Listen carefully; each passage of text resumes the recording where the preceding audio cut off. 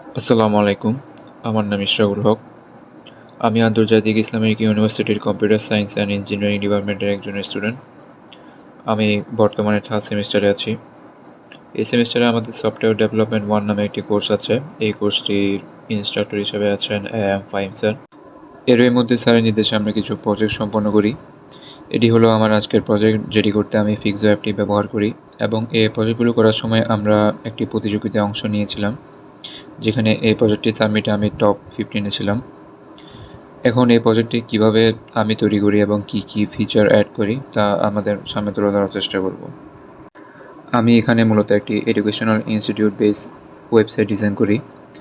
এটি হলো home page, যার বাম দিকে উপরের দিকে ইনস্টিটিউশনের লোগো আছে, যেটি তৈরি করার জন্য আমি একটি পিএনজি ইমেজ অ্যাড করি এবং ইনস্টিটিউশনের নাম লিখি টেক্সট টুলটি ইউজ করে। এরই ডান পাশে আমি কিছু বাটন রাখি এবং সেগুলোকে ফিল টুল ব্যবহার করে বিভিন্ন কালার দিয়ে আকর্ষণীয় করে তুলি, যার মধ্যে রয়েছে হোম, অ্যাবাউট, ফেসিলিটিস, অ্যাডমিশন এবং কন্ট্যাক্ট বাটনটি একটি বক্সের মধ্যে রাখি, যে বক্সটি ক্রিয়েট করার জন্য আমি শেপ টুল ইউজ করি, যেখান থেকে একটি রেক্টেঙ্গেল শেপ নিয়ে তার স্ট্রোক সিলেক্ট করার মাধ্যমে একটি বর্ডার তৈরি করি এবং রেক্টেঙ্গেলের ভিতরের একটি ভিন্ন কালার দিই। এরপরে লোগোর নিচে কিছু টেক্সট এবং আগের নিয়মে এনরোল নামের একটি বাটন ক্রিয়েট করি।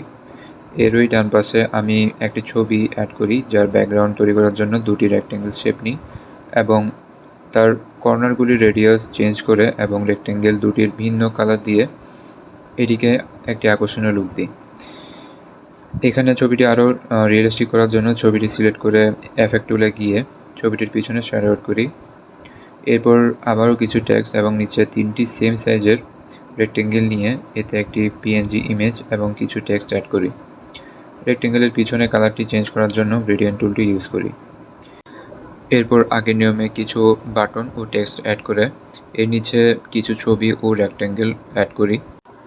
এরপর প্রত্যেকটি ছবির সাথে সেটি সম্পর্কিত কিছু ইনফরমেশন অ্যাড করি। সবশেষে আবারও একটি রেক্টেঙ্গেলের ভেতরে পিএনজি ইমেজ এবং কিছু টেক্সট অ্যাড করার মাধ্যমে একটি ডিজাইন করি, যেখানে সাধারণ মানুষ এসে ইনস্টিটিউশন সম্পর্কে জানতে পারবে, সোশ্যাল মিডিয়াতে অ্যাক্সেস নিতে পারবে এবং অ্যাডমিশন নিতে পারবে। এটি ছিল আমার সম্পূর্ণ ডিজাইন। ধন্যবাদ। আসসালামু আলাইকুম।